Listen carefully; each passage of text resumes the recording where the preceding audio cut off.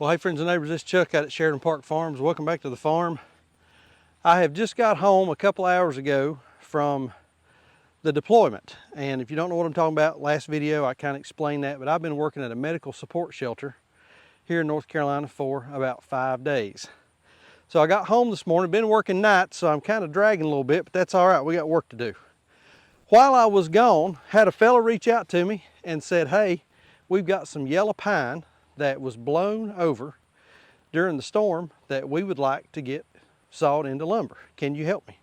I said, absolutely. Bring it on up, drop it off, and we'll get to work on it. So I have just got home, like I said, got a chance to take a look at it. We've got 17, looks like yellow pine up here, varying lengths. There's some 12 foot, some 8 foot, some 10s. I'm not exactly sure, but we're going to work on this today and get this all get this sawed up into lumber for him.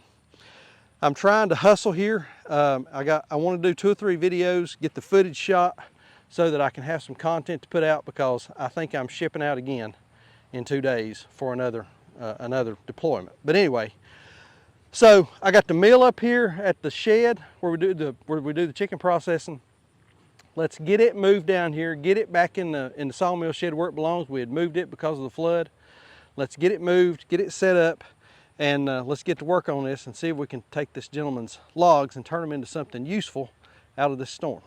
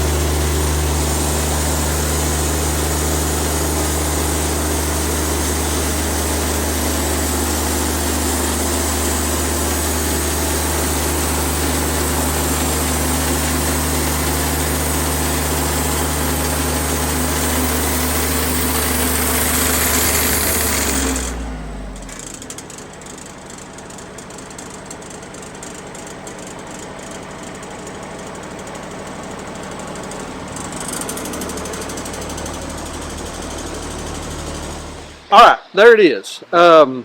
So I've got some caveats to make on this video. We'll make them in just a second. But first off, got the lumber project done. We ended up with, I don't remember the exact count, but there's about 1,950 board feet here. I still have some 1x material, just some thinner boards that we took off when we were doing some of those flitch cuts that I need to edge, and we'll give those to the customer as well. But they ended up with a really nice pile of lumber.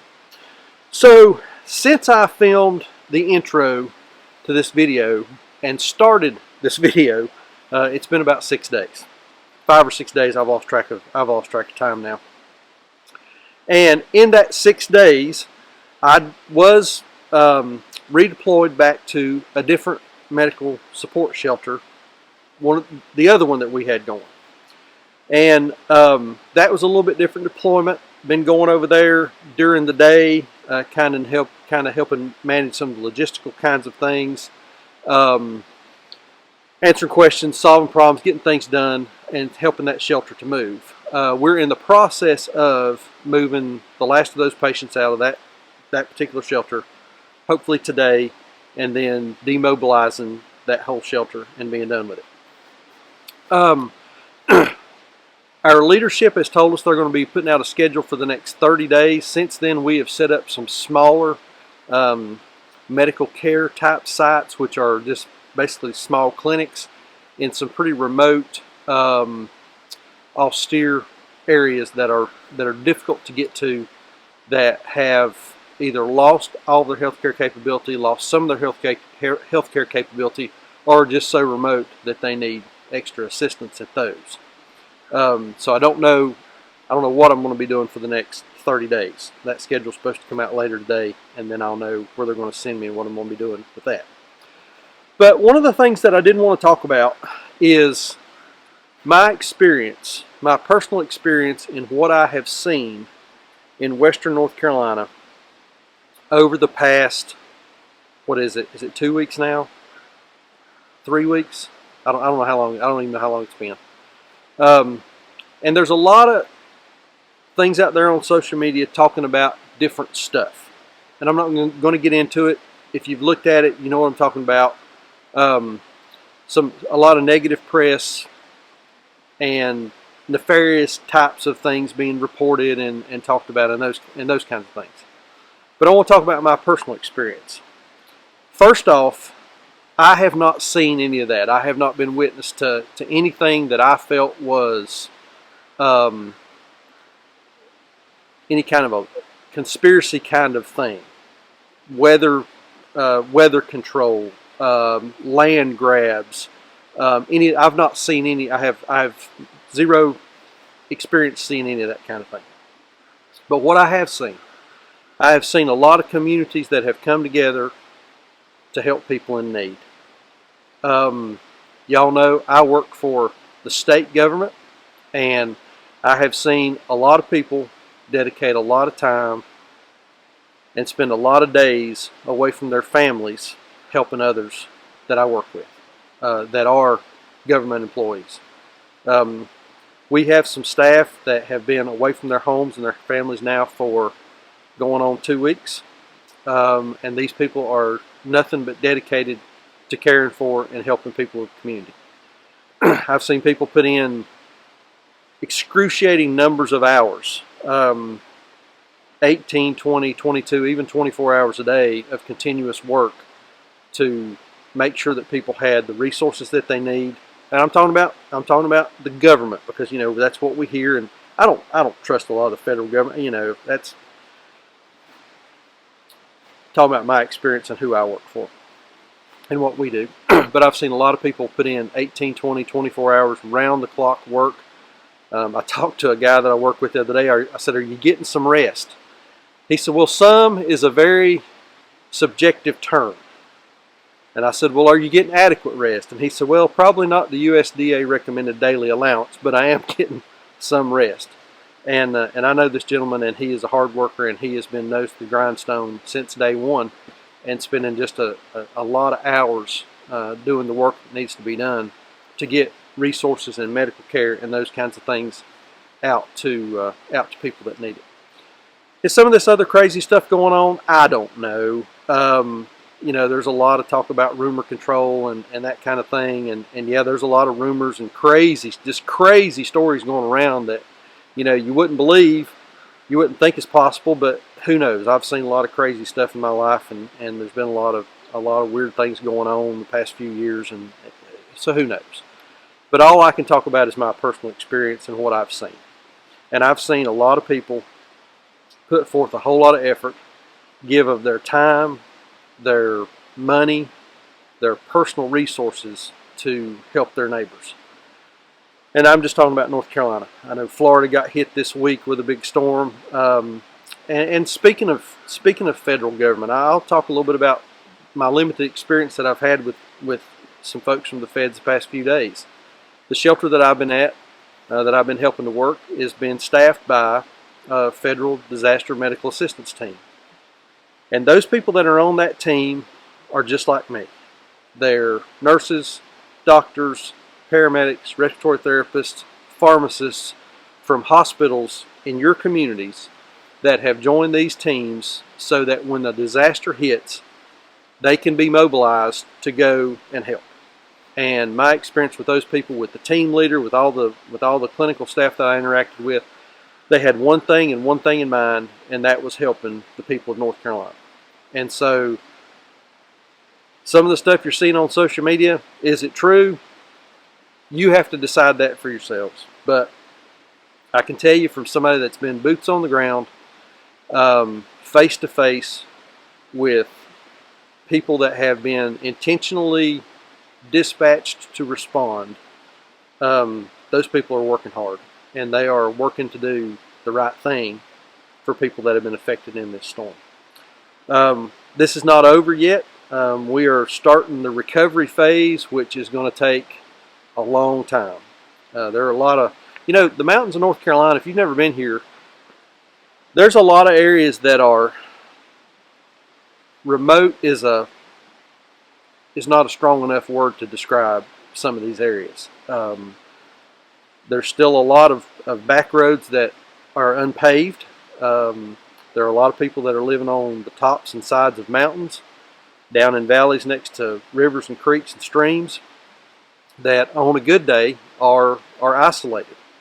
And whenever you couple the damage that's been that we've had hoisted upon us from this storm, those folks are even more remote now. So please continue to keep them in your prayers, and all the people of North Carolina, East Tennessee, Southwest Virginia, and now Florida.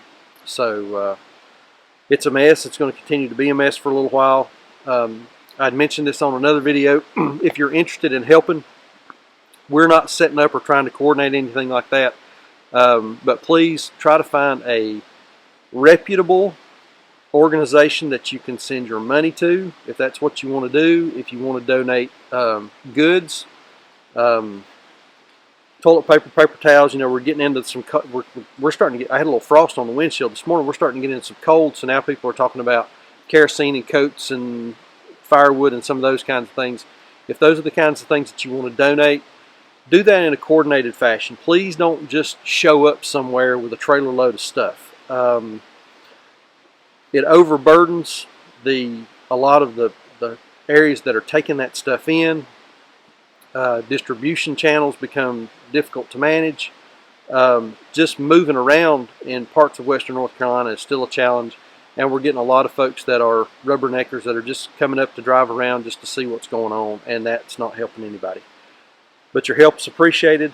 Just do it in a coordinated fashion, and make sure that the donation that you're about to give is going to a reputable organization, and that they know you're coming, and that it's being done in a coordinated fashion, and there's not a lot of haphazardness to it. So continue to be prepared. You know, we're still in hurricane season, so the season's not over with, and then wintertime's coming. You know, and there are folks that are without power, going to be without power for a while, and now, you know, the cold weather's coming, so there are still people that are hurting, and hurting pretty bad. So please keep them in your prayers, and hopefully we can get some relief to them sooner rather than later. So I think that's all. I've rambled enough. We got this done for a customer. They're supposed to come pick that up tomorrow. excited to get this out, trying to get a little more sawmill business going. Really enjoy doing that. It's a good compliment to what we do here on the farm overall and what all's going on. So, please keep us in your prayers.